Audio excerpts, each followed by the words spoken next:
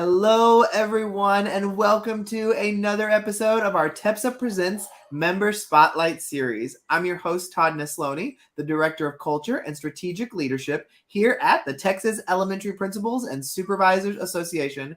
We are thrilled every week to bring you different members from across the state of Texas to share a little bit of insight and wisdom from their corner of the world. And I'm so excited about today's guest. Do you want to introduce yourself? Sure. Hello, everyone. I am Alana McClure, and I am a principal at Buffalo Gap Elementary School in Buffalo Gap, Texas, a part of Jim Ned's CISD. Awesome. Well, Alana, I'm so glad that you are here today. And so I'd love to just start out a little bit with just your journey, because obviously at some point you served in the classroom and you realized that maybe a new leadership type role might be in your lane. And so Yeah. how did that kind of come about? Did you come up with it on your own? Did somebody encourage you? What happened there? No, it's always for me been about God kind of placing the right people in my life at the right time. So I am a coach's wife, and so I've kind of bounced around, especially in the first years of our careers. We were kind of in several different places, and but I always seemed to kind of land in a place where there was just a role for me. I kind of, it took a little bit to kind of fit in and figure out where I needed to be and the right places to serve at the right time. But there just always seemed to be someone there that kind of saw something, a need that was there, and kind of pushed me to be like, here's where you need to be. And so I always tried to just find a place there to serve however I could, whenever I could. And so I guess I had been in education probably about 5 years. And I was in special education, resource and life skills, kind of all the things there. That's kind of where my heart was at the time. And my principal at the time, I was kind of serving as a special education coordinator. And she said, have you ever thought about going into administration?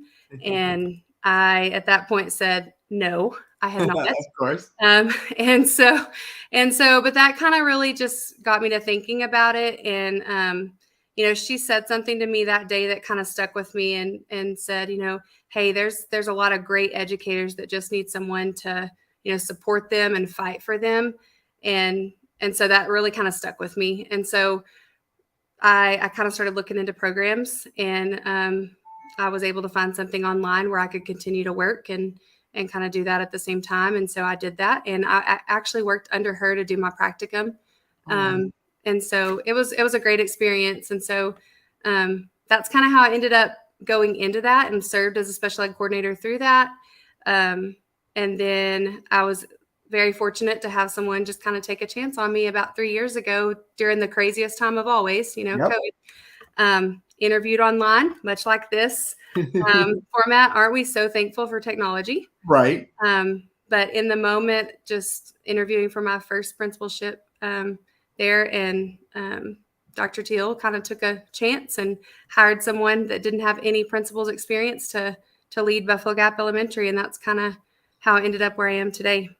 I love that. And I love how much you embrace accepting the opportunities placed before you and stepping into them in faith, knowing that it's probably where you're meant to be. So I love that part of your story. Well, one of the other things we talk about on here is the prevalence of technology in our personal and professional lives. And so is there a tech tool you'd like to share personally or professionally? Yes. So I really went digital with my calendar, especially this year. That was a big jump for me. I've always been kind of a planner person. But all of our like ARD meetings and all of that stuff is all digital now. Everything's with a calendar invite. And so I've been doing that kind of all year. It's funny because about half my staff love it. They've all embraced it. They love when I put something on the Google Calendar, or send an invite. The other half hate it. They never look at it. It's funny, but it's kind of a love-hate relationship with that. But a thing that I've just found very recently is called Google Keeps, and it might be old technology, but it's been great for me. I have the app on my phone, and then I throw notes in there, like kind of a to-do list, but then it's also synced to all of my devices. So as I am laying in bed at night and think of something like, oh, I need to make sure and check on that. Instead of thinking about it over and over again, I just reach over, throw it in there on my notes, my Google Keeps, and know that when I get to school in the morning, instead of trying to remember that, it's just going to pop up on my sidebar over there when I get there and check my email in the morning. So it kind of gives me a little peace of mind, but it's something that super easy tool, but just something that kind of keeps everything all synced up. And so that's been something, like I said, it may have been there for a long time, but I just discovered it recently, and it's been kind of a game changer for me. And it's free. And it's free. I downloaded it on my phone. I use it all the time. Yep. It's part of that Google suite. So if you got one Google thing, you get that too. I love that. Thank you so much for sharing that one. Well, obviously, too, culture building is a huge part of what we do as campus leaders. And so what is something that either you have planned or you've done before in the past that you really like to try to build culture? So one of the best things that we did back in January, we did what we called a snowball fight. You've probably heard or seen the things where everyone has like a piece of paper with their name on it and you write kind of affirmations about each other on those. We kind of did that same thing, but then we wadded those pieces of paper up and had a snowball fight. So that was kind of a fun twist to that. But the one thing that I love about that is I walk in every classroom that I go by or go into, and all of those kind of crinkled up pieces of paper hung on bulletin boards or by their door on their desk. And so I just want to say, sometimes we get caught up in those, like, does it really matter? And as principals, it's really hard sometimes to put those things at the front. Yeah. We get caught up in, we mentioned earlier, it's testing season and all the things, but those things are so important to just remember that those really need to be kept at the front. And my teachers, those are important because those are hanging on their bulletin board or by their computers. And so I think that speaks to, that was fun. We were all sweaty and, it was a fun day, but it meant something, and those words are still hanging there and they refer back to those. So that was really fun. That was kind of a fun twist to it. And then one other thing that I've done since, and I don't even remember who told me to do this, but when I very first started as a principal, another principal told me, hey, put chocolate in your office, keep you a basket of chocolate on your table in your office, because teachers will come through there for that chocolate. And we've been recently doing a leadership team study as a district over the culture code. And he kind of talks about creating these collisions, right? So like just many like opportunities to have, not necessarily talking about school stuff, but actually building the relationships. And so I've really tried to be intentional in culture building, it really with like asking them about their family and really trying to, like, as I scroll through social media, really trying to think about, what did they do this weekend? And as they swoop through my office and grab a piece of chocolate, really trying to be intentional about, hey, were your kids playing softball this weekend? And how did they do? And those kind of things. So I've really tried to create that, not only, amongst everyone, but just trying to be more intentional in, I can get really caught up in school, yeah.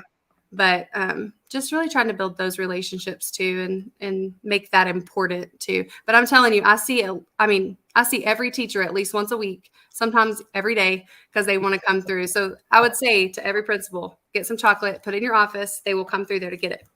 So 2 things I got to say to what you just shared. So the first is I love the snowball thing, but I love that what seems so on the surface, silly and insignificant, can make a really big impact for people, and where they put those things on the wall and they need those reminders. So I love that you shared that.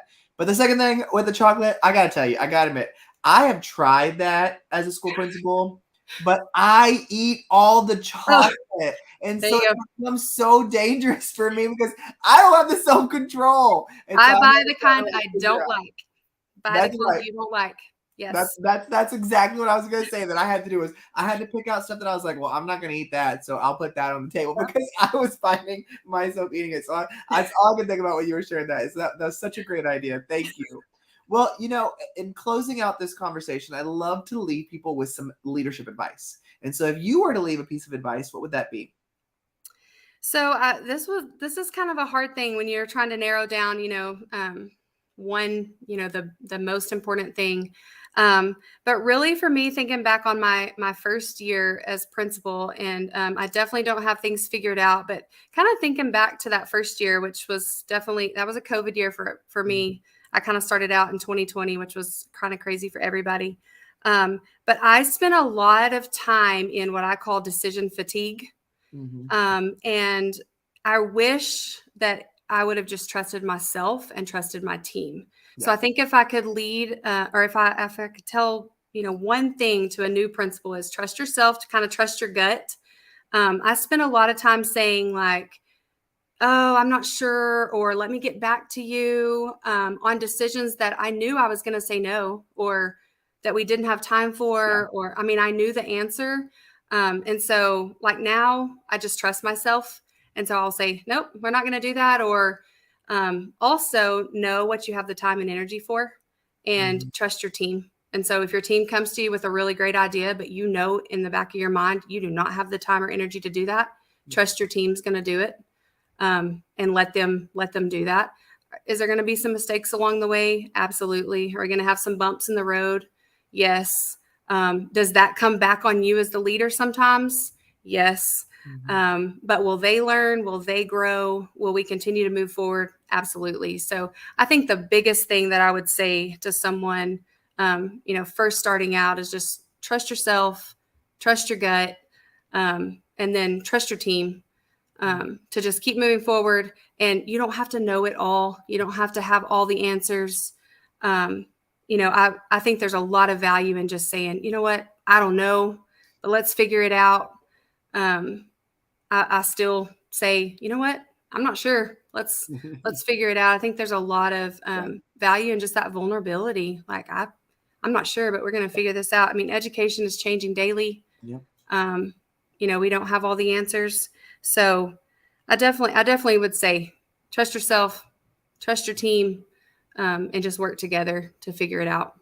Fantastic advice. Well, I have so loved this conversation today. If anybody wants to connect with you on social media, are you on any social media platforms? I'm on Facebook. That's probably where I am the most. I do have a Twitter. It's Miss McClure 06, I believe. I'm not real active there, honestly. It's Twitter is a new thing for me. But yes, Facebook's probably the easiest place. Awesome. Well, thank you so much for being a guest today and for sharing your insight and wisdom. And we want to thank everybody for listening or watching another one of our TEPSA Presents. We hope to see you in person at our TEPSA Summer Conference, June 7th through 9th at the Kalahari Resort in Round Rock, Texas. You can head over to TEPSA.org to sign up today. Thank you so much, and we'll see you again next week with an all-new guest.